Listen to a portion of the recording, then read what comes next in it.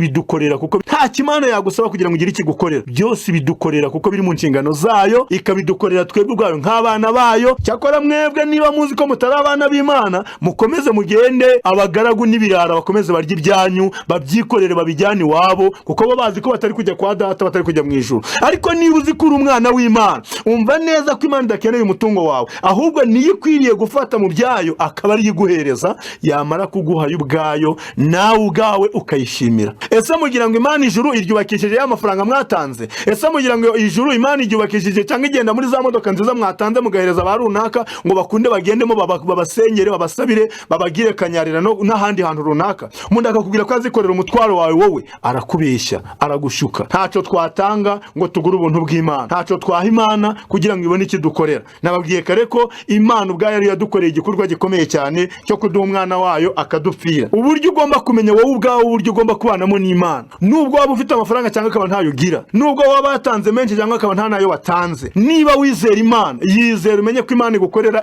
ibyo yumva igomba kugukorera wowe ubwawe. Icyo usabwa ni ukuyisenga ukanayizera. Hari igihe uzibeshya ukibwira ko washyize ubutunzi bwawe inyenzi n'ingese zitagira ngo ziburye, ahubwo ugasanga wabubitsaho imungu ziburira, ingese zikabujyaho, inyenzi zikaburya zikabumara, ukazasanga wararuhiye ubusa. Ukavuga yuko ari wowe ukomeye, ni wowe tugomba kureba, ni wowe tugomba guhanga amaso, ukatwiyereka, ni wowe uhambaye cyane, abantu bose tujye munsi y'ibirenge byawe tubanze tukuramye kugira ngo tubone ibyiza ku Mana. Oya, ntabwo bakeneye inyigisho zivuga ku cyaha, ntibashaka inyigisho zibereka inzira y'agakiza, bakeneye n'inyigisho zibabwira ngo ubaye neza, ugiye kuba umukire, ugiye kujya muri Amerika. Urumva umuntu aravuga ngo ugiye kujya muri Amerika, ugahita wumva rwose kuko ngugari gukiranukiye Imana. Ntabwo bidusaba kujya kubigura, kubishakisha kuba bishop, ba apotre nabande. Oya, ahubwo wowe shaka Kristo. Niba ntawe utunze muri wowe, niba umufite mwizere, numara kumwizera wumve ko n'Imana yamuguhaye izamuguhana n'ibindi byose ugeze gute ukeneye. Icyo gihe yanyeretse bamwe mu bapasteri, yanyeretse umuntu umwe w'umushumba ukomeye cyane, arambwira ngo uriya wamubonye? Ntinamubonye. Imbaraga zimukoresha urazize? Ntazo nzi. Arangije aravuga ngo arasizwe amavuta. Arangije arambwira ngo amavuta yose ntabwo akora umurimo umwe, amavuta ari ubwoko bwinshi. Ese wabuze amavuta asizwe? Nge ntabwo nyazi, kuko icyo bagendereye ni ukugira ngo bakuvanemwo umutungo wawe, bikorera utwawe, baturye batujyane. Abo ngabo ni ibirura bihubura, ni uruhubuzi nk'uko Bibiliya ntagatifu ibitubwira.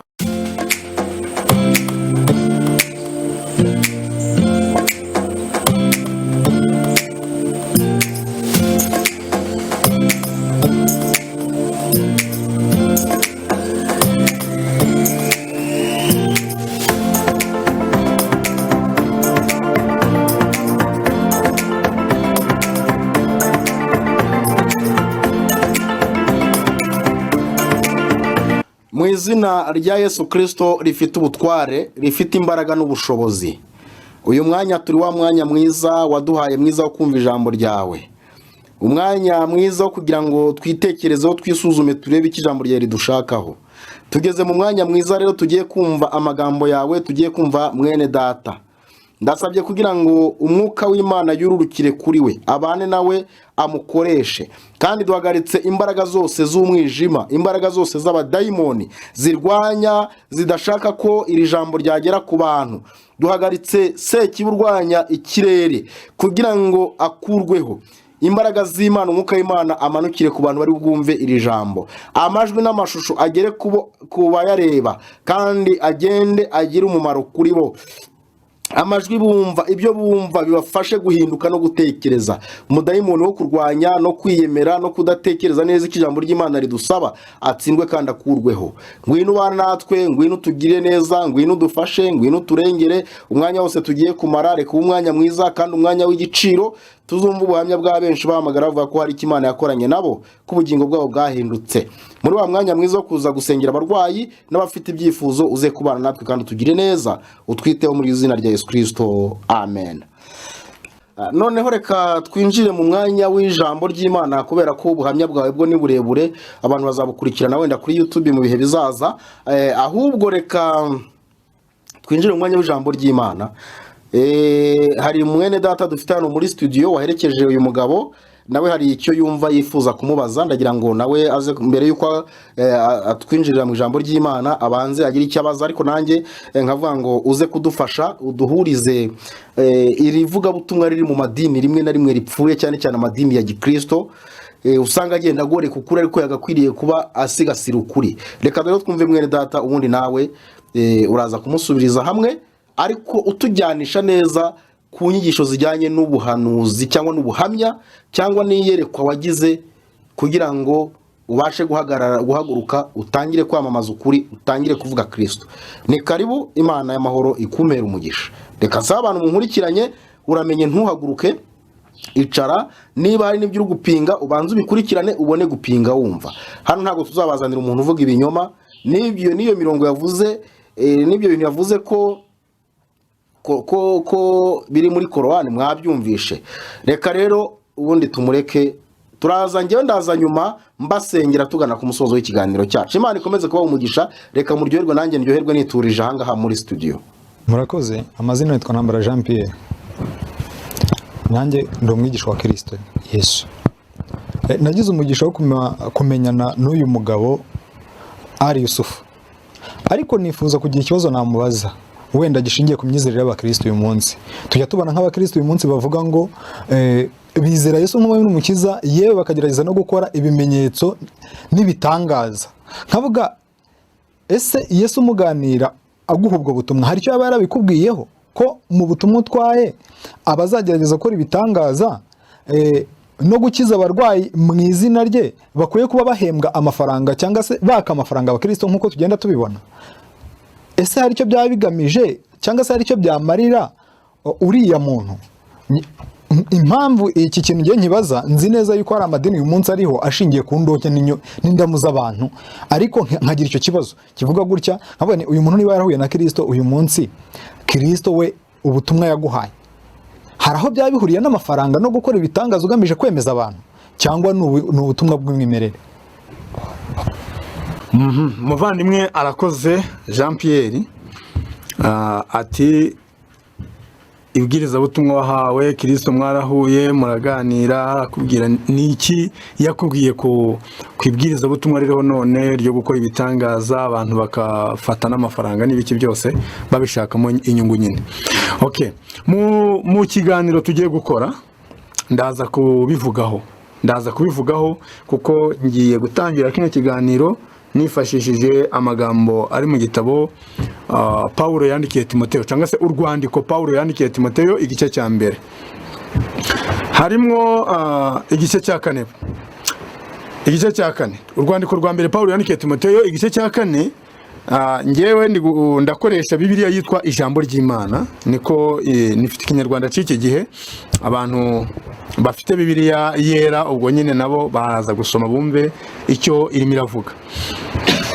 Mu ijambo ry'Imana rero, muri Bibiliya yitwa ijambo ry'Imana ifite Ikinyarwanda cy'iki gihe, haravuga ngo Mwuka w'Imana avuga yeruye ko mu minsi y'imperuka bamwe bazimura Kristo, bayoboka inyigisho ziyobya zikwizwa n'ingabo za Satani. Bazaba bayobejwe n'uburyarya bw'abanyabinyoma bafite imitima ihuramye ku buryo itakibashinja ibibi bakora. Bazabuza abantu gushakana no kurya bimwe na bimwe, kandi Imana ariyo yabiremye kugira ngo abayoboke bayo basobanukiwe ukuri babirye bayishimira. Ngo erega ibyo Imana yaremye byose ni byiza, kandi nta na kimwe kigomba gutabwa iyo bacyakiranye ishimwe, kuko kiba cyejejwe n'ijambo ry'Imana no gusenga. Amagambo wenda nashakaga cyane nayo ku murongo wa 1 n'uwa 2 uvuga ngo Mwuka w'Imana avuga yeruye ko mu minsi y'imperuka bamwe bazimura Kristo, bayoboka inyigisho ziyobya zikwizwa n'ingabo za Satani. Bazaba bayobejwe n'uburyarya bw'abanyabinyoma bafite imitima ihuramye ku buryo itakibashinja ibi bakora. Hano bakoresheje ijambo ngo bafite imitima ihuramye, muri Bibiliya yera haravuga ngo bazaba bafite inkovu z'ibyaha ku mitima yabo. Bazaba bafite inkovu z'ibyaha ku mitima yabo. Ni ukuvuga rero yuko iki gihe turimo nyine, kuko Paulo yavuze ngo mu minsi y'imperuka, niba ari iminsi y'imperuka ni iyi ngiyi turimo uyu munsi wa none. rero Kristo igihe yampaga ubutumwa ngewe ambwira kuri byerekeranye n'iriya gahunda cyangwa se buriya butumwa bwo gushyira abavuga ko ari abakristo, akambwira ngo nibamukure ku minwa bamushyire ku mitima. Ni ukuvuga ngo iri yerekwa ryo nubwo uwo munsi ari ako kantu iryo jambo rimwe yambwiye, ariko nyuma yaho yagiye ampishurira ibindi bintu byerekeranye n'inyigisho ziriho. Agenda anyereka ibintu bitandukanye, yanyeretse abantu bakora ibitangaza bakabikora mu izina rye, anyereka rwose abahanuzi bahanura mu izina rye, anyereka abantu baririmba indirimbo zamamaza rwose Kristo cyangwa se ziyamamaza ubwabo, bakiyamamaza ubwabo, ariko bose bakavuga ko barimo barakorera iki? Imana. Rero igihe yamaga iri yerekwa, ndabyibuka ko umunsi umwe ushize natanze ikiganiro, abantu baraza baravuga batari ko uyu mugabo ko yatanze ubuhamya, abayisilamu babivuzemo cyane, bati mu bintu yavuze afasha abakristo arabateranyije, atorongera afasha abakristo abateranyije n'abayisilamu, ati abakristo murabe maso. Ngiye ntabwo nazanywe no guteranya abantu, ahubwo ngewe ndimo ndatangaza namamaza ibyo Kristo yambwiye, kandi ikintu cyose kinyuranye n'ijambo ry'Imana, kinyuranye n'ukuri kwa Bibiliya, ntabwo icyo kintu ushobora kugishyigikira mu gihe Kristo yambwiye ko icyo kintu kidakwiye. Kuko ngewe niba twese twemeranya abakristo, cyane cyane abakristo aribo mvugaho muri uyu mwanya, niba wemera ko Bibiliya ari cyo gitabo cy'ukuri kigomba kukuyobora, ni ngombwa ko wemera ibyo cyigisha, ntunyuranye n'icyo gitabo. Iyo rero ugiye kunyuranya nacyo, icyo gihe bihita bitwereka inzira wanyuzemo nyine, bitwereka ko ubwo wagiye ku ruhande kure ya Bibiliya, ubwo bivuze ngo ntukigere ikirenge mu cya Kristo. Imana itugirire neza. Rero ngo umwuka w'Imana avuze yeruye ko mu minsi y'imperuka bamwe bazimura Kristo. Icyo gihe ngewe umwami yambishuriraga, kuko ndabyibuka mu iyerekwa nagize mu 2012 mu kwezi kwa 11, njyamye kwa muganga ahantu bita muri Vunga. Murumva, naje kubona abantu bakomeye cyane, harimo abazima nibyo, ariko harimo n'abatandukiriye umurongo bava mu ijambo ry'Imana. Ntabwo ari igitangaza kuba navuga nemeza neza ko hari abo nabonye rwose bagiye bakira imbaraga za Shetani. Ibyo nabivuzeho no kuri Zaburi nshya nabivuga, kuko niba umuntu ari muri Kristo Yesu, twese twemeranya neza tudashidikanya ko kugira ngo umuntu abe umukristo, abe umukiranutsi imbere ya Kristo n'Imana Data wa twese, ntabwo bisaba ko wowe ubwawe ubigira mu ruhare, kuko uruhare rwawe ni urwo kubwiriza ubutumwa bwiza, ngiye nkabwakira nkabwumva, ariko ntabwo ari wowe ungira umukiranutsi, kuko tugirwa bera na Kristo witanze, sibyo? Noneho rero abantu bajya bagenda, urumva, ukagenda ugakora ibintu ukavuga yuko ari wowe ukomeye, ni wowe tugomba kureba, ni wowe tugomba guhanga amaso, ukatwiyereka, ni wowe uhambaye cyane, abantu bose tujye munsi y'ibirenge byawe tubanze tukuramye kugira ngo tubone ibyiza ku Mana. Oya, ibyo nibyo rero Pawulo avuze yuko bamwe bazimura Kristo, bayoboka inyigisho ziyobya zikwizwa n'ingabo za Satani, ngo ndetse ngo bazaba bayobejwe n'uburyarya bw'abahanuzi b'ibinyoma, babandi bahanura ibinyoma, bafite ngo imitima ihuramye ku buryo bitakibashinja ibi bakora. Ni ukuvuga ngo muri icyo gihe Bibiliya iravuze ngo amatwi yabo azaba abarya. Bibiliya yera, amatwi yabo azaba abarya. Aba bantu baribwa amatwi yabo abarya kubera iki? Ntabwo bakeneye inyigisho zivuga ku cyaha, ntibashaka inyigisho zibereka inzira y'agakiza, bakeneye n'inyigisho zibabwira ngo ubaye neza, ugiye kuba umukire, ugiye kujya muri Amerika. Urumva, umuntu arakubwira ngo ugiye kujya muri Amerika, ugahita wumva rwose kuvuga ngo ugari gukiranukiye Imana. Umuntu arakubwira ngo ugiye kuba umukire, uzatwara imodoka ihenze, ugiye kubaka igipangu gihambaye. Ibyo ngibyo mbese akaba ari byo umuntu ayumva arya akeneye kumva hehe? Mu matwi.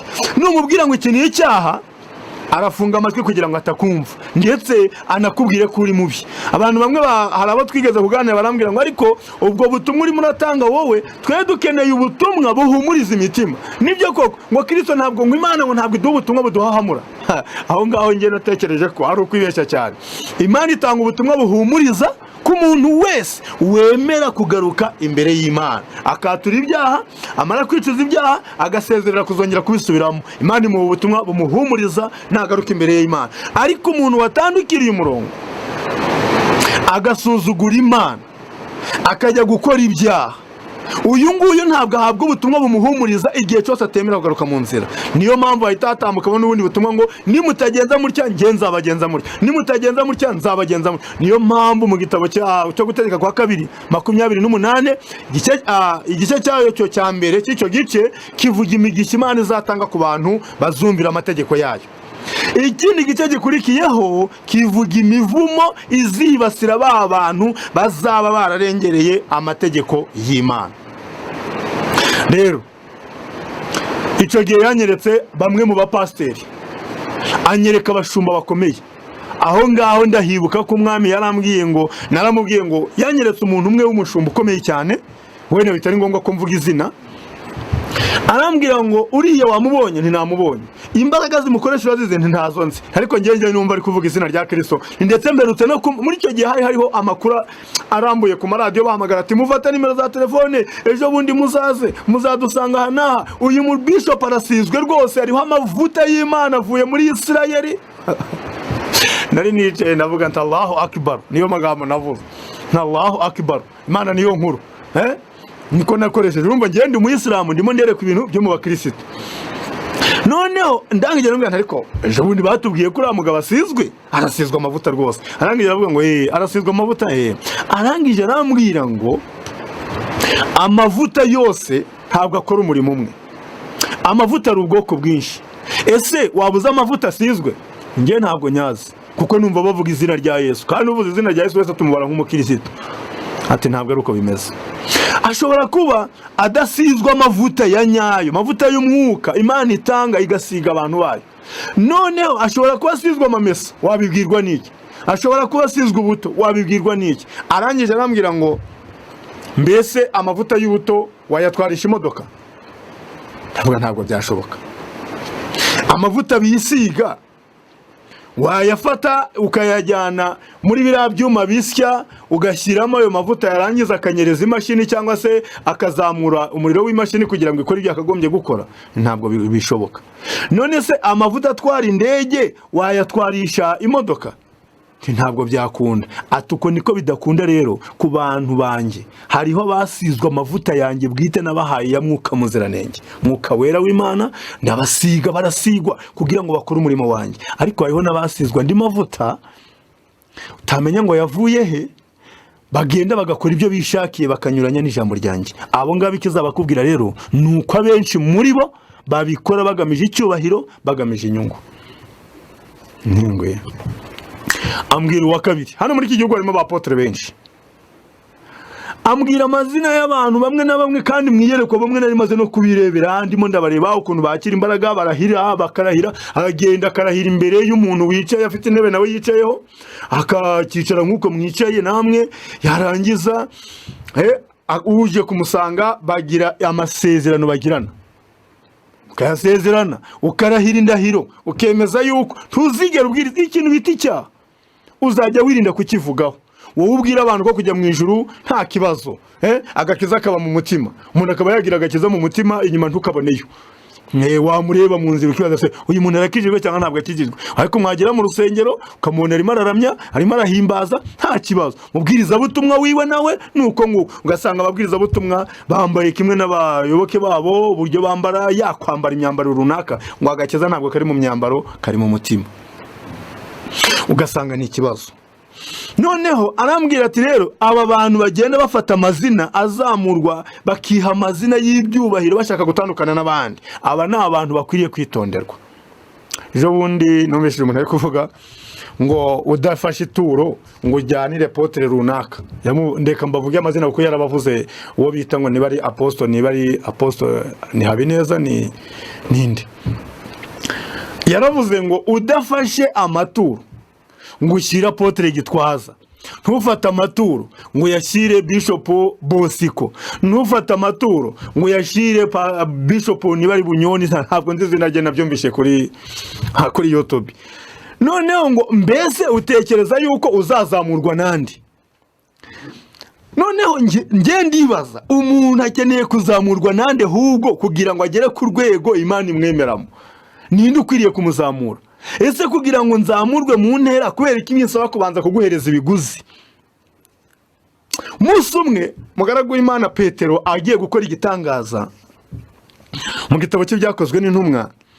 Petero yaragiye bagera ahantu bakora ibitangaza, birukana abadayimoni mu bantu, bamaze no kubwiriza ubutumwa bwiza abantu bamaze kwakira Mwuka Muziranenge. Haza umugabo w'umukonikoni witwa Simoni, ngo abarebye ibintu bakoze, ngo arababwira ati ariko nanjye mwakira ibiguzi mumpereze kuri iyo mpano, nanjye yo nzarambura ibiganza azakiri.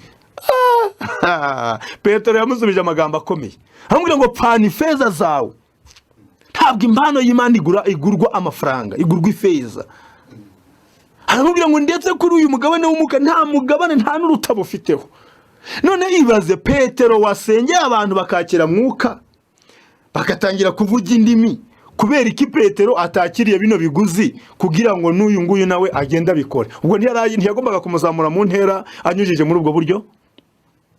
Ariko Petero wakiriye Umwuka bwa mbere mu bantu bahawe Mwuka Muziranenge kuri Pentekoste, ntabwo atinyutse gukora iryo kosa, kubera ko azi neza ko Kristo abatuma yarababwiye ngo mwaherewe ubuntu namwe muzajye mutangira iki ubundi.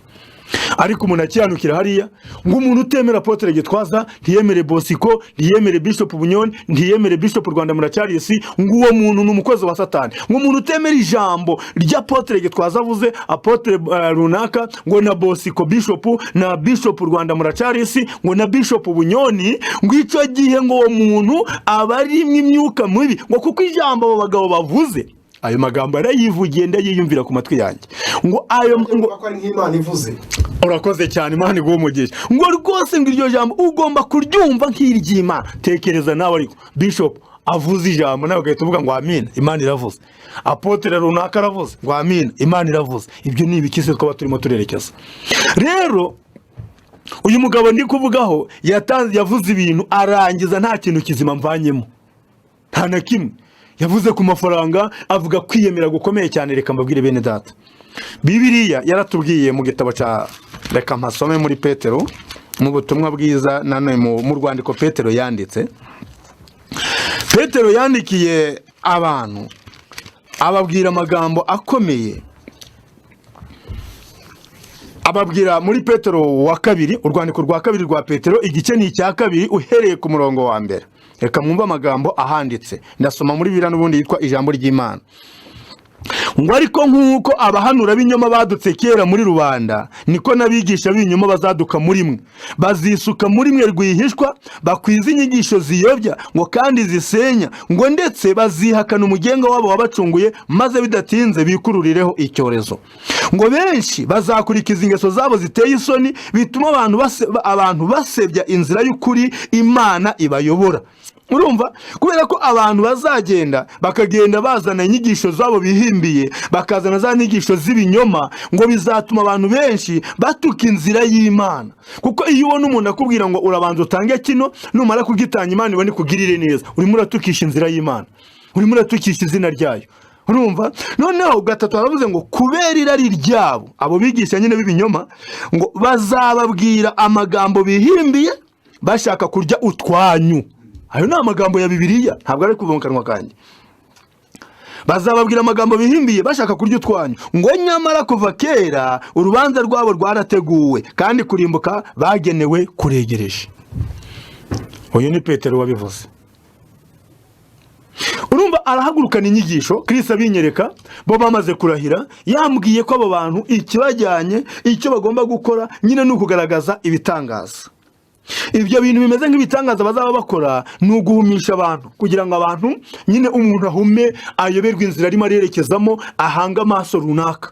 Namara kukureba wowe Bishop, akakureba wowe Apotre runaka, akumva kuri igihangange, ni wowe umuhuza n'Imana. Uramutse udahari, we ntiyagera imbere y'Imana, atakuvugiye Imana wowe ntiyakumva, ambese atakubwira Imana ikibazo cyawe, ntabwo wowe Imana yikiribye ntiyacyumva, Imana yakubona uri kure, akakwereka ko uwo muntu abayeho, mbese ari we ubaye umuhuza wawe n'iki n'Imana. Icyo rero ni ikinyoma. Twese Matayo yaratubwiye mu gice cya 28, nibutse neza, igihe Yesu yari amaze kuzuka, tudakoresheje ibyanditswe cyane wenda, ariko igihe Yesu yari amaze kuzuka, umwanditsi yaranditse aravuga ngo ibituro igihe yari ari gupfa, igihe yari apfiriye ku musaraba, ngo apfiriye ku musaraba amaze gupfa umutima uciye, ngo umwenda wari ukingirije ahera watabutsemo kabiri, ngo kugira ngo umwizera wese yemererwe kwiyinjirirayo. Buri muntu wese yari ahawe umwanya wo kwinjira mu ijuru. Ntabwo twari tugikeneye abatambyi ba hano ku isi, ntabwo tugikeneye abatuvuganira ku Mana, dufite uburenganzira bwo kwivugira. Niyo mpamvu Pawulo yandikiye Abaroma mu gice cya 8 arababwira ngo umwuka w'Imana hamanya n'umwuka wacu yuko turi abana b'iki b'Imana. Rero niba turi abana b'Imana kubw'uwo mwuka turimo, ngo uwo mwuka dufasha gutakira Imana avuga ati Aba cyangwa se data, kuko iri jambo ngo Aba nicyo risobanuye, rivuze data. Uwo mwuka kadufasha gutakambira Imana. Kristo Yesu yabwiye abigishwa be ngo nimusenga ntimukamere nk'indyarya, muziye mugenda mwebwe mwinjire mu cyumba, mufunge imiryango, mufunge amadirishya, mubwire so mwiherereye, kuko data umenya ibyiherereye azi neza ibyo mugiye kuvugana mbere yuko mubumbura umunwa ngo muvuge. Bivuze ngo wowe ufite uburenganzira bwo kugenda ugapfuka mukibwirira Imana ikibazo cyawe, kandi Imana yarangiza ikagira gute ikacyumva.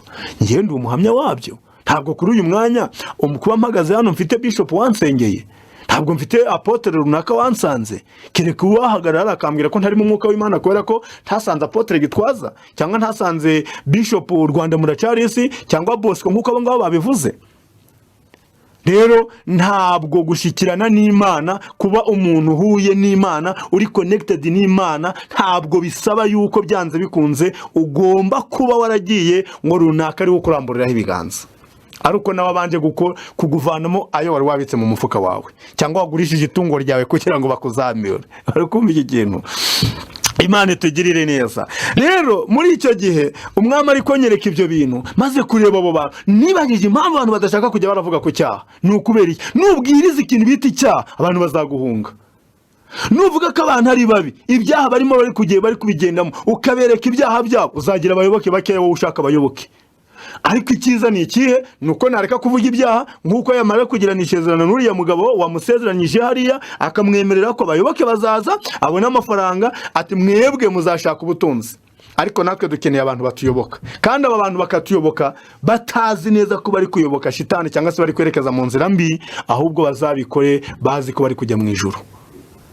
Yesu yavuze ngo iki muri Matayo 23? Yesu yabwiye abafarisayo b'indyarya, bavandimwe reka mbabwire, ibi bintu ntabwo byoroshe. Iyo umuntu wese yicaye akamenyera kujya aricara bakabwirizwa gusa, atashobora kujya kwisomera, bakaza bakamushukisha ibintu.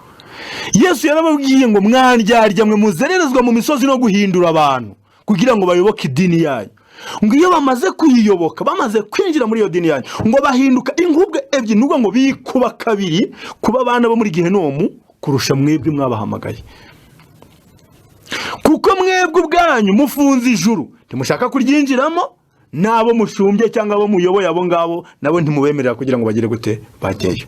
Aba bagabo birirwa bakabana amafaranga bazi neza ko inzira yo kujya mu ijuru batayirimo, barabizi ko batazanarikandagiramo, kuko ibyo umwami yabatumye ntabwo ari biriya barimo barakora. Niyo mpamvu Kristo yavuze ngo muzabamenyera ku mbuto zabo. Mugaragu w'Imana Pawulo yaranditse mu gitabo cy'ibyakozwe n'intumwa,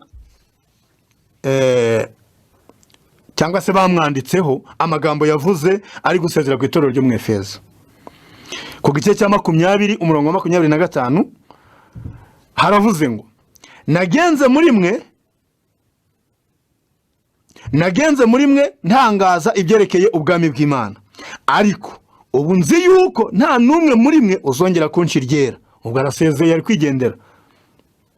Nicyo gitumye uyu munsi mbemeza ko ndi umwere, nta maraso y'umuntu wari we wese ambarwaho, kuko ntacyo nabakinze cyerekeye imigambi yose y'Imana ngo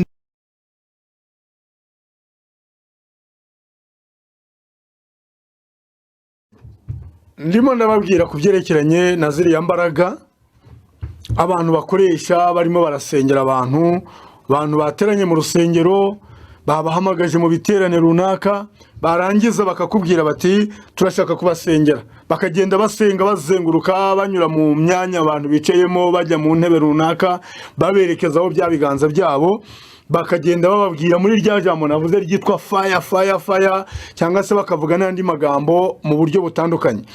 Biriya byose baba barimo barakora, wowe ugatekereza ngo barimo barahamagara imbaraga zivuye mu ijuru ku Mana, naho kumbi bo bari kwivanamo imbaraga, imyuka mibi bakayibajugunyamo. Akaba ari bwo bamwe mubona mutangiye gutera imigeri, mukarambarara hasi, mukitura hasi, ukabona abagore bambaye ubusa, mbese ukabona ko abo bari kubakorera ibyo bintu nta mpuhwe babafitiye.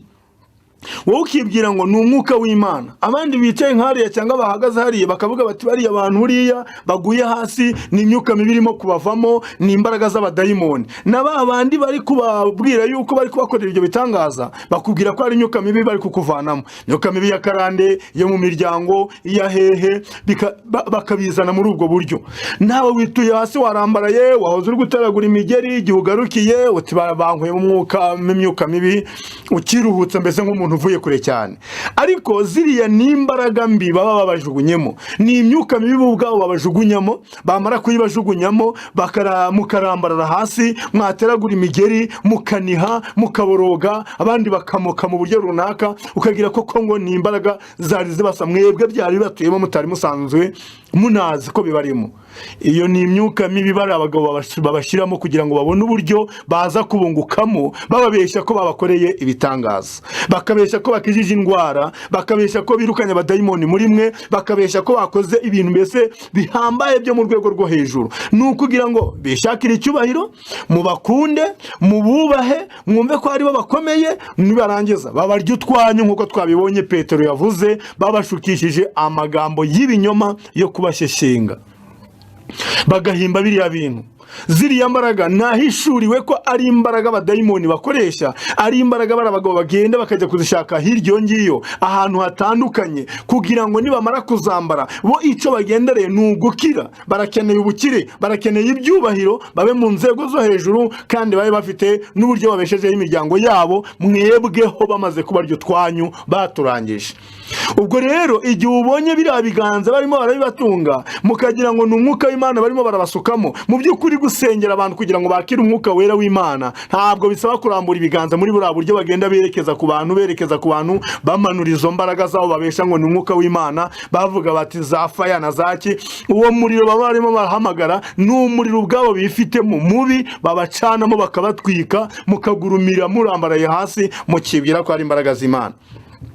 Rero turabizi ko ibitangaza by'Imana bigomba gukoreka. Ibyo ni ibintu tuzi. Turabizi ko Yesu yatanze isezerano avuga yuko abantu bazakora ibitangaza mu izina rye. Ariko mwitondera ibitangaza biri gukorwa muri iyi minsi. Niba uri umukristo ukabugamije guhindurwa n'ibitangaza, ukumva ko nibatakubwira ibitangaza ari nta gakiza karimo, ukumva ko nibatagukorera ibitangaza kubera batagutuye hasi, kubera batakugenje bate, kubera kutambaye ubusa, ukumva ko rwose ubwo Imana ntabwo iri mu ruhande rwawe. Ujye umenya ko nawe ubwawe uri kwibeshya nk'uko nabo ngabo nabo barimo barakubeshya. Barimo barakubeshya kuko icyo bagendereye ni ukugira ngo bakuvanemwo umutungo wawe, bikorera utwawe, baturye batujyane. Abo ngabo ni ibirura bihubura, ni uruhubuzi nk'uko Bibiliya ntagatifu ibitubwira. Ibyo birura by'ibihubuzi rero bakoresha ziriya mbaraga zabo zo kubeshyeshya, hanyuma bakagukuramo n'utwo wari wibitsemo, kuko ejo nugenda nta mafaranga wenda wazanye, urajya kubonana na bishop, bigusaba amafaranga, biragusaba kujya kuyahiga, uze mubonane, bagashyiraho nimero za telefone kugira ngo mujye mwirirwa mubahamagara mubabwire. Kandi uko agiye kumubwira niko agiye kukubwira ngo agiye kugusengera, niko akubwira ngo shiraho 5, shiraho 10, shiraho 20 ngusengere. Ukagenda muri ubwo buryo wibwira ngo uri mu gusakisha imbaraga z'Imana, urimo gukenera ibitangaza by'Imana. Ntabwo Imana yagushatse wowe ubwawe, bisaba kugira ngo banduje gushaka abo wita abakozi b'Imana. Ntabwo Imana ishatse kukugirira neza, bisaba kugira ngo wowe ubanze guhamagara barunaka ari bagufasha gusenga, ari bagukorera bitangaza. Oya, ahubwo Imana ubwayo ikwishakira, iraza y'ubwayo igakorana nawe, cyangwa zikagutuma undi muntu. Iyo gutumyeho umuhanuzi ikabishaka kugukiriza indwara wowe ubwawe wari urwaye utazi yariyo cyangwa yarakurembeje, bizasaba ko umuntu agusengera ugakira indwara urwaye, nawe wazamuye kwizera kwawe bitavuye kubiguza uri butange. Ntabwo Imana izagukiza indwara cyangwa ngo yirukane abadayimoni bagutuyemo, cyangwa yirukane imyuka mibi ya karande, yirukane bwa bukene bwa karande muhoramo musengera mwiruka ngo muri kwirukana inyatsi, ngo muri kwirukana ibiki. Ibyo byose ntabwo bizirukanwa n'imbaraga z'ubushobozi wakuye mu mufuka wawe ukagenda ugahereza bariya bagabo bagenda bakarya ibyanyu bakabimara bakabasiga mwarambaraye hasi, mugasigara mu bukene nta kintu musigaranye. Ni igitangaza gikomeye cyane rero kwiyumvamo ko runaka ari ushoboye kukuvuganira ku Mana. Oya, mugarukira aho ngaho, ibyo bintu by'ibinyoma rwose mubishire wiherezo, mushakishe Uwiteka bigishoboka ko abonwa, mu mwambaza akiri bugufi. Niko Bibiliya itubwira ngo umunyabyaha nareke ingeso ze, ukiranirwa nawe areke ibyo yibwira, ngo mugarukire Uwiteka ngo nawe azabagirira ibambe rwose pe.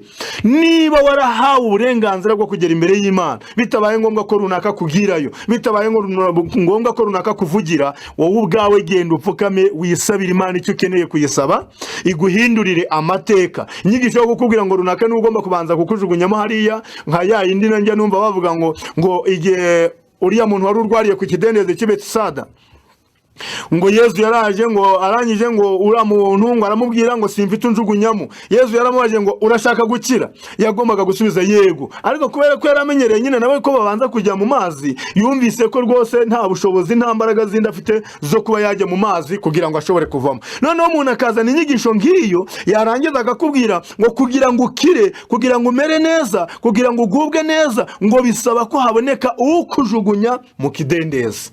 Ubwo nawe ukajya gushaka bishop, ugashaka apotre, ugashaka abantu bita ko basizwe amavuta. Jya urabanza umenye ngo amavuta basizwe ni bwoko ki.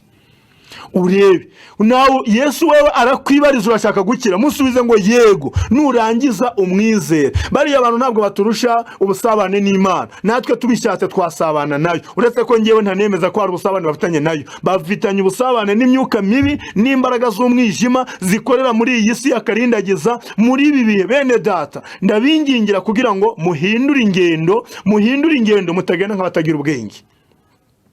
Ntabwo kwinjira mu bwami bw'Imana bizagusaba kuba waratanze amafaranga menshi, waraguze ijuru, waratanze ibihumbi n'ibihumbagiza, waramaze imitungo yawe, inka warazigurishije, imodoka wagurishije, wayihaye apotre. Umukozi w'Imana ngo ntabwo yagenda n'ibirenge, umukozi w'Imana ngo ntabwo yagenda rwose ngo adafite imodoka ngo agendamo, umukozi w'Imana ngo agomba kuba yambaye costume ihenze. Ni byiza kwambara tukaberwa, ni byiza, twese byatubera, ntacyo bitwaye. Nizo modoka tuzigenzemo tukazibona, ntacyo bidutwaye. Ariko niba abantu bavuga ko bigira kuri Kristo Yesu, mujye murabanza mumenye ngo Kristo yaratunze indogobe zingahe, ko ariyo mwigisha mukuru dufite. Yaratunze indogobe zingahe? Ndavuga muri kiriya gihe cyabo ntibagenderaga ku ndogobe, bakagendera ku ngamiya n'amafarashi. Yaratunze zingahe? Yagendaga n'ibirenge akazenguruka imijyi n'imidugudu akabizenguruka. Murebere kuri Petero na ba Paulo na ba Yohana, abangaba nta bigenderwaho bari batunze, nta n'amazu meza y'ibitabashwa bari bafite, ariko ntibyababujije gukora umurimo w'Imana. Umuntu arakubwira ngo ndagukorera iki gitangaza, ngo nawe uratanya ibi, ndakora ibi ngibi, nawe urakora ibi, ndakora ibi, nawe urakora ibi. Kugira ngo Imana igukorere nuko urabanza gukora ibi. Ibanza wibuke Petero yabwiye ikirema cyari ku rusengero, arakibwira ngo nta feza dufite, nta n'izahabu dufite, nta kindi kintu dufite, icyo dufite turakiguha mu izina rya Yesu. Mu izina rya Yesu haguruka ugende. Bamuzima. Iki kirema ntabwo cyateruye amafaranga n'amaturo bari bagihaye ngo nikirangiza gitegereza Petero ngo akira. Oya, nubwo Petero atari no kuyakira, ariko ntabwo yigeze yatanga. Paulo azura butuko cyangwa Petero azura doruka, nta biguzi bageze ngo bahereze Petero ngo turagushimiye ko watwitabye ukabuduki utuzuriye doruka, ngo none nawe ngo akira ibingi. Uretse ko Petero nanone atari kubyakira, na Paulo nawe ntiyari kubyakira. Bene data, ntacyo twatanga ngo tugure ubuntu bw'Imana, ntacyo twaha Imana kugira ngo ibone ikidukorera. Nababwiye kare ko Imana ubwayo yari yadukoreye igikorwa gikomeye cyane cyo kuduha umwana wayo akadupfira. Tuba duhawe urwandiko rutugeza mu ijuru ari nta biguzi dutanze. N'ibindi byose rero Bibiliya Paulo yandikiye Abaheburayo, arababwira ngo niba Imana yaraduhaye Kristo ari ntacyo dutanze, izabura ite kumuduhana n'ibindi byose. Bityo rero niba itazarega kuduha n'ibindi ngo ibiduhe kuko yaduhaye Kristo, ntabwo bidusaba kujya kubigura, kubishakisha kuba bishopu, ba apotre n'abandi. Oya, ahubwo wowe shaka Kristo niba ntawe utunze muri wowe. Niba umufite mwizere, numara kumwizera wumve ko n'Imana yamuguhaye izamuguhana n'ibindi byose ugeze gute ukeneye. Kandi niba atari cyo gihe cyo kubibona uwo munsi, wihangayika ngo wumve ko Imana itakuzi. Imana irakuzi, kabone nubwo waba udatunze ibyo ushaka, kabone nubwo waba utameze nk'uko wumva wowe ubishaka. Imana irakuzi. Komeze uyinginge, uyisabe ufite kwizera. ndi mu gusoza ndagira ngo mbibutse ko rimwe hari umugabo witwa Elisa yagiye akora ibitangaza byinshi bitandukanye, kandi ibyo bitangaza byose ntabwo yaryagamwo ibiguzi, nta kiguzi na kimwe bamuhaga ngo acyemere. Umunsi umwe uwitwa Namani, umugaba w'ingabo z'i Siriya, yagiye gukira ibibembe. Ahageze Elisa amubwira uburyo agomba kubigenza, amubwira kujya koga mu kidendezi, yarangiza akibagiramo inshuro 7. Ageze muri cya kidendezi ariyuhagira koko biremera, arakira. Amaze gukira agaruka kwa Elisa, aramubwira ati mfite ibintu, mfite impano, nazanye imyambaro, nazanye ifeza, nazanye zahabu, nta na kimwe ntafite mu byo naze nikoreye byose, niyo mpamvu mbikuzaniye kugira ngo ngushimire igikorwa cyiza wakoze. Elisa aramusubiza ngo nta mpano yawe nimwe ndibuze kwakira. Bakomeje kumuhatiriza, arahira ku Uwiteka Imana ya Isirayeli, aravuga ngo ndahiye Imana ya Isirayeli yo ishobora byose, nta mpano yawe nimwe ndi bwakire. Namani yasubiranye ibye arabijyana. Ageze mu nzira, Gihazi wabaswe n'indamu mbi, Gihazi ukundi ibyo ataruhiye, Gihazi utari wanakoze na kiriya gitangaza, aba ari gukurikira Namani ajya gufata za mpano zose bari bahaye Elisa. Ahageze arabeshya, impano barazimuha. Muzi byakurikiyeho nuko Gihazi yagiye yikoreye ibibembe. Yagarukanye yafashe ibibembe bya Namani bitewe nuko yatse inyungu, yatse ibiguzi, nyamara ubwe ntiyabikoreye. Agere n'ubusambo bumujyanye hariya. Elisa wabikoreye yabyanze kuko ategereje igihembo ku Mana. Abo bantu rero bafashe ibihembo byanyu uyu munsi mubaha ngo ni ibihembo, mukabibaha nk'ibiguzi, rimwe bakabashukisha amagambo yo kubasheshenga no kubabeshya kugira ngo babarye utwanyu, mwarangiza mukabahereza namwe. Aba ngaba nabo bazagenda bikoreye ibibembe nk'ibya Gihazi. Aba nababwiye ngo bene nk'aba nta juru, kuko Bibiliya yatubwiye ngo muzabamenyera ku mbuto zabo. Umuntu wese ukubwira ngo Imana iragukorera iki ariko ubanje kumuha iki, Imana irakugenzereza atya ariko ubanje kugenza utya, Imana irakugirira ibibyibushye ariko nawe utanze ibibyibushye, Imana banzu yihe nayibona iguhe. Twabonye amagambo atubwira ngo mwabasha kumbi ninde wabanje kugira icyampa kugira ngo nanjye mwiture. Isi n'ibyuzuye rero nibyo Uwiteka. Bene data, ngiye gusoreza kuri aya magambo ari muri Zaburi nababwiye ya 50. Zaburi ya 50 ku murongo wa 7. Ngiye kwasoma aya magambo, mutega amatwi muyumvi. Uburyo ugomba kumenya wowe ubwawe, uburyo ugomba kubanamo n'Imana. Nubwo waba ufite amafaranga cyangwa akaba ntayo ugira, nubwo waba watanze menshi cyangwa akaba nta nayo watanze, niba wizera Imana, yizera umenye ko Imana igukorera ibyo yumva igomba kugukorera wowe ubwawe. Icyo usabwa ni ukuyisenga ukanayizera. Ariko ushobora no gutanga menshi, ugatanga ibihumbi byinshi, ukazasoza nta nyungu ubonye. Barakubwira ngo n'ubwami bwo mwijuru ngo urukubikayo ngo hari igihe uzibeshye ukibwira ko washize ubutunzi bwawe inyenzi n'ingese zitagira ngo ziburye, ahubwo ugasanga wabubitsaho imungu ziburira, ingese zikabujyaho, inyenzi zikaburya zikabumara, ukazasanga wararuhiye ubusa. Umva rero iri jambo, Imana iravuze iti wa bwoko bwanjye we, umva icyo mvuga, mwa Bisirayeli mwe mfite icyo mbashinja. Ninjye Mana, Imana yanyu. Icyo mbagaya suko mutantuye ibitambo bikongorwa n'umuriro, nabyo ntimwahwemye kubintambira. Amapfizi yo mu ngo zanyu sinyakenera, amasekurume y'ihene yo mu biraro byanyu nayo sinyakenera. Erega inyamaswa zo mu ishyamba nizanjye, inka zo mu misozi itabarika nazo nizanjye, inyoni n'ibisiga byo kwisi byo ku misozi byose ndabizi. Utunyamaswa dutwo two mu gasozi natwo n'utwanjye. Nubwo nasonza sinabafunguzaho. Erega isi n'ibiriho byose ni ibyanjye. Kiri aha ngaha kuri uyu murongo umvira ijambo ngo nubwo Imana yasonza ntabwo yaza kudufunguzaho. Nta kimana yagusaba kugira ngo ugire ikigukorera, byose bidukorera kuko biri mu nshingano zayo, ikabidukorera twebwe ubwayo nk'abana bayo. Cyakora mwebwe niba muzi ko mutari abana b'Imana, mukomeze mugende abagaragu n'ibirara bakomeze barya ibyanyu, babyikorere babijyane iwabo, kuko bo bazi ko batari kujya kwa data, batari kujya mu ijuru. Ariko niba uzi ko uri umwana w'Imana, umva neza ko Imana idakeneye umutungo wawe, ahubwo niyo ikwiriye gufata mu byayo akaba ari iguhereza, yamara kuguhaye ubwayo nawe ubwawe ukayishimira. Ariko niba yaraguhaye mwaguze, uzayishimira iki kandi waratanze ibyawe nayo ikaboneka guha? Ntacyo wayishimira. Bityo rero Imana ntabwo isonza, ngo nubwo yasonza ntabwo yaza kudufunguzaho ngo erega isi n'ibiyiriho byose ni ibyanjye. Ese ngo mugira ngo ntungwa n'inyama z'amapfizi yanyu? Mbese mugira ngo nywa amaraso y'amasekurume y'ihene zanyu? Ese mugira ngo Imana ijuru iryubakishije y'amafaranga mwatanze? Ese mugira ngo ijuru Imana iryubakishije cyangwa igenda muri za modoka nziza mwatanze mugahereza ba runaka ngo bakunde bagendemo babasengere babasabire babagire kanyarira n'ahandi hantu runaka? Umuntu akakubwira ko azikorera umutwaro wawe, wowe arakubeshya, aragushuka. Itondere bene abo bantu, mubitondere. Ni abahanuzi b'ibinyoma bazaduka bakaza babeshya ko bakora ibitangaza mu izina rya Yesu. Nyamara abo bantu ngo Kristo azabihakana ababwire ko atigeze abatuma. Azababwira ngo sinigeze mbamenya, nimumve imbere mwankozi zibi bimwe. Ngo bazamubwira ngo twahanuye mu izina ryawe, twirukanye abadayimoni mu izina ryawe, twakirije abarwayi mu izina ryawe, ngo ariko nawe azababwira ngo sinigeze mbamenya.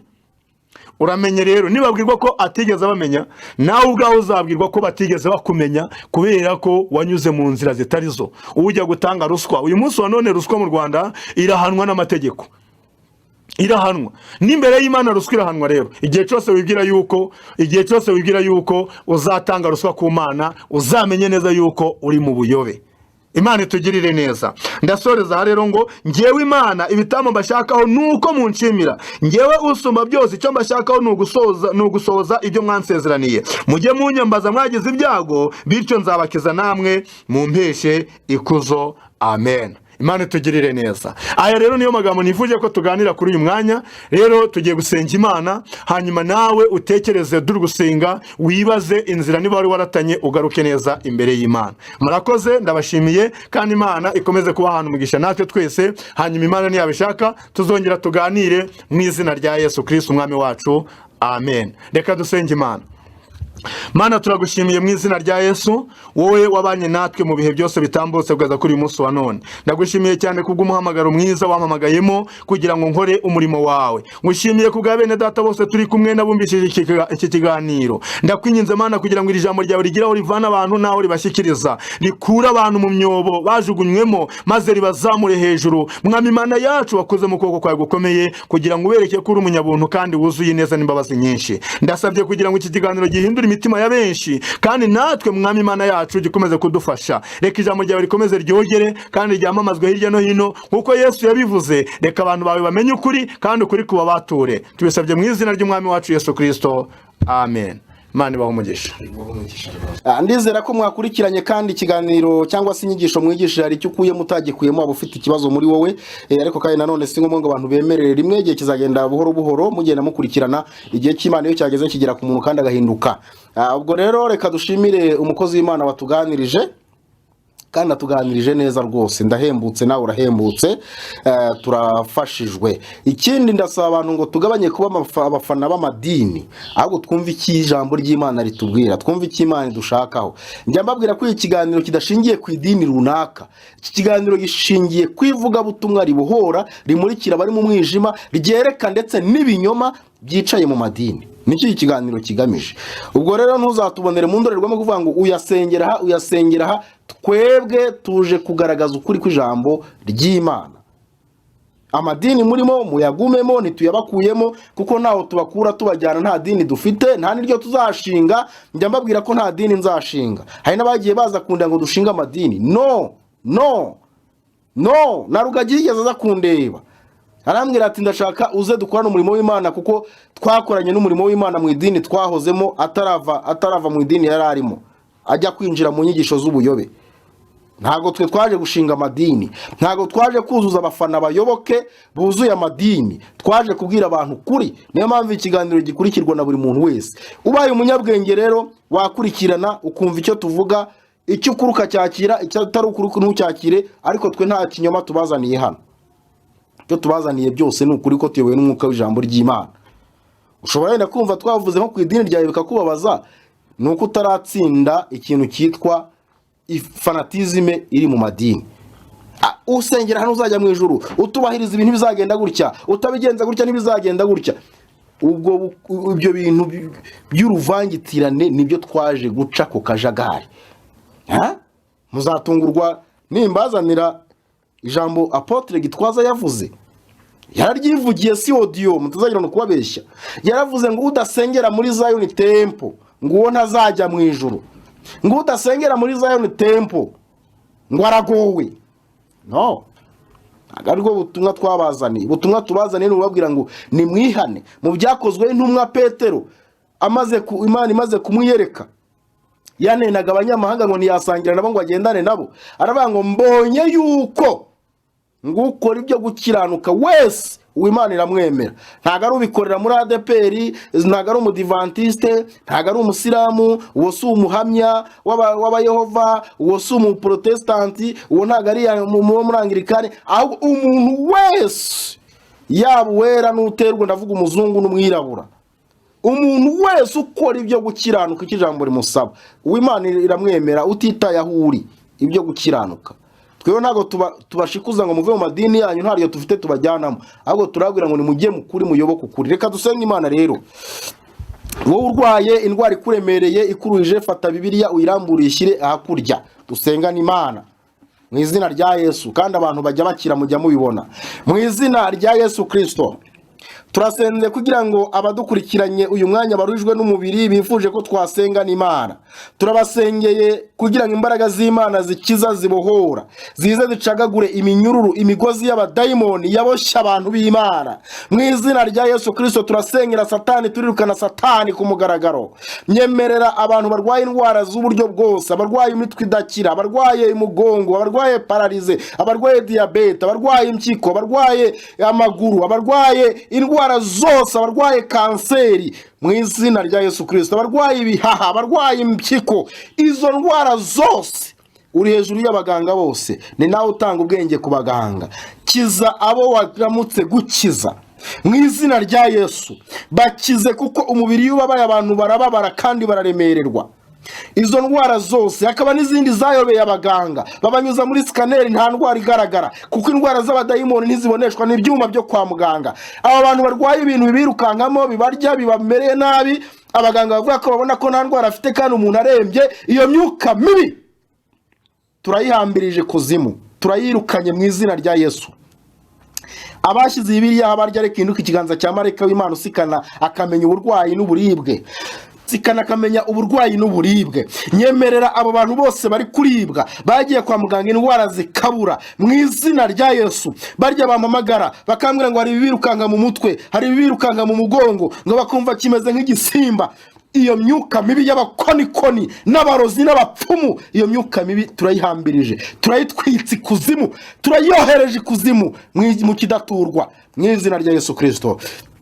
Kiza abantu bawe tuzumva bahamagara batanga ubuhamya bashima ko bakirije, izina ryawe rizashyirwa hejuru, ntago ari ryanjye, ntago ari rya mwene data Abudara batuga turi kumwe, ahubwo n'izina ryawe rizashyirwa hejuru. Abo bantu bizabongerera kwizera no kumenya ko hari imbaraga zikiza, batandukane n'abigisha b'abanyabinyoma, batandukane n'abahanuzi babeshya bari hirya no hino.